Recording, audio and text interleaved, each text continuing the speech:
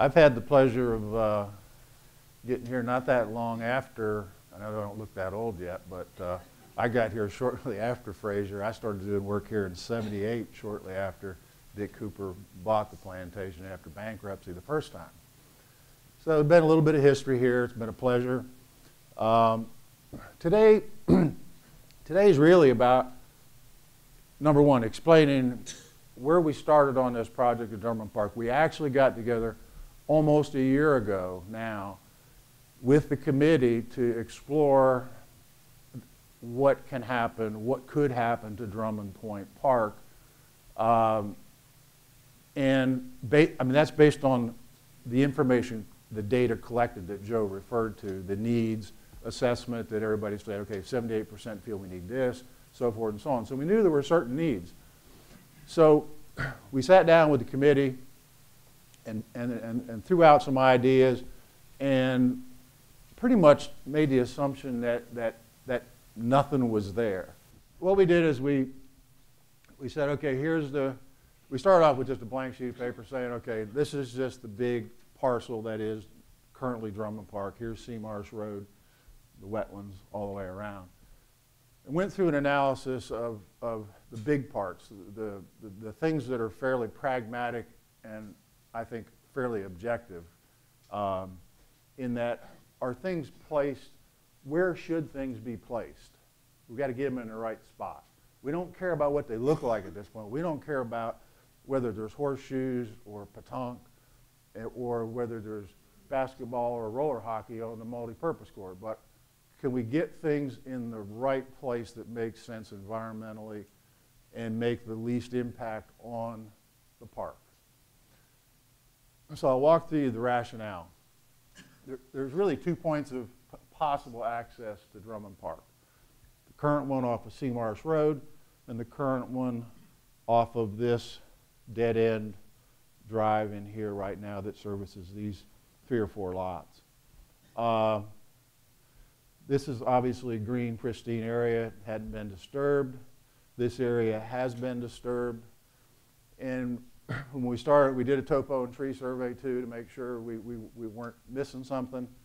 It became pretty clear after a fairly short analysis that we were better off using the area that was currently impacted because we could do it with minimal disruption to trees and so forth. We could make it a better parking experience, a nice experience, better entry.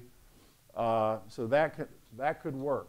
Once you get that tied down, then you say, okay, well, what's wrong with this place? The conclusion was, well, having the basketball court as a focal point probably is not the most ideal thing for a park.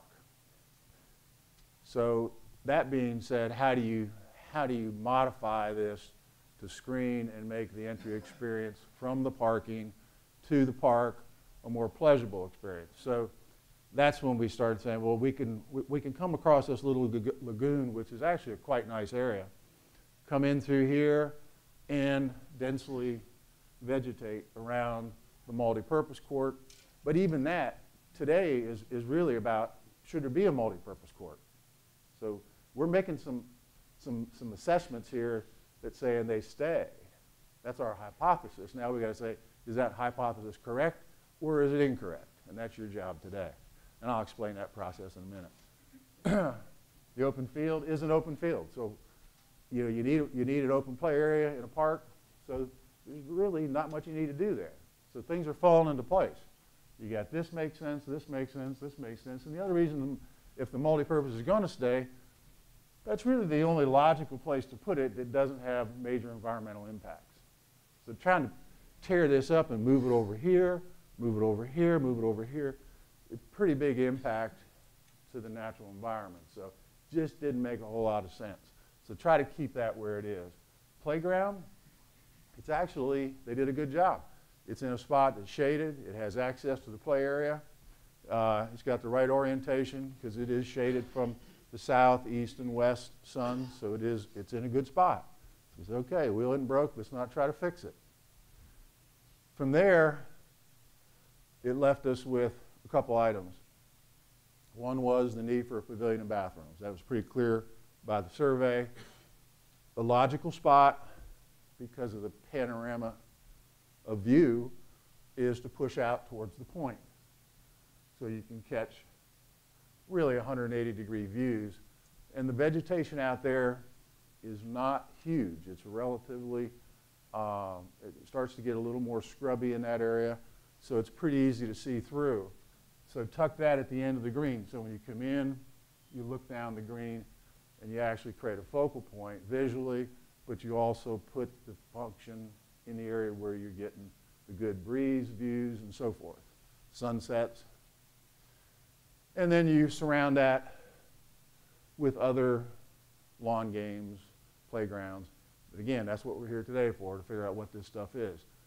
From there, it's a thing of connectivity of walkways. There's a lot of dead ends right now. 5 minutes? Okay, I'll try to hurry. We had a lot of dead ends, so we said, let's try to connect some of these trails. So we have continuous loops. We only have a few dead ends. Okay, so that's how we got to this point. Now, at this point, they say, okay, let's go to the next step. I said, no, we're not ready to go to the next step. I don't have enough information. And I've done homes for a lot of you folks in this room. And the whole thing is you got to sit down at a table like this, and you got to tell me what it is you want in this park. What functions are going to occur, and what image are we trying to make Drummond Park? What are we trying to say? It's different than Walker's Land. It's different than the Ocean Club. It's different than the POC. It's different than Long Point Club. This is a special place, but I don't want to make that assumption. That's your job. So what we've done, and hopefully this will be a fun exercise, we've gotten some packets here to hand out to everybody. It has this master plan on it. And again, if you see something on there that doesn't jive to you, make a note of it. There's several pages behind there. You have these are in here with A, B, C, D. So we say pavilion, okay, what's your idea of a pavilion? Well, there's 4 examples of what it could be. It may, don't take it literally now, but if you like a tent structure, fine. If you like an elevated structure, fine. If you like a prefab octagonal gazebo, fine. Make a choice of preference. Playgrounds. Do you like the colorful plastic? Do you like the natural woods? Do you like the theme? A theme playground. And these are just images. Multi-purpose. What do we do with the multi-purpose? Is there a multi-purpose court? If there is, what kind of functions happen there? Gazebos. We had suggested several gazebos around the park for shelter from either rain and or sun.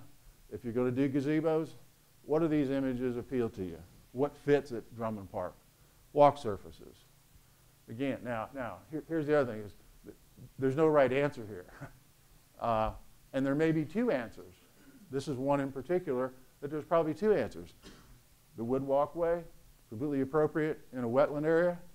Coquina walkway or shell walkway could be fine on the upland areas. One of the things we've talked about in this whole thing too, by the way, is the park is to be accessible. So trails, parking, facilities are to be accessible. And I think that's a trend not only here, but every other place that I've dealt with parks. Landscaping, and here's another one. Might be more than one of these. This may be good in certain areas. This could work in certain areas. Those could work. It's a question of preference. Parking, wide diversity here. Very natural, obviously, typical paved, not too bad. And then the pervious paving. And then we get to the end, and here's some activities. That's the other part of it. So it's validate the plan, come up with your feeling for the image, and then the third thing is what functions are supposed to occur here. Keeping in mind that we're not trying to do everything in every facility.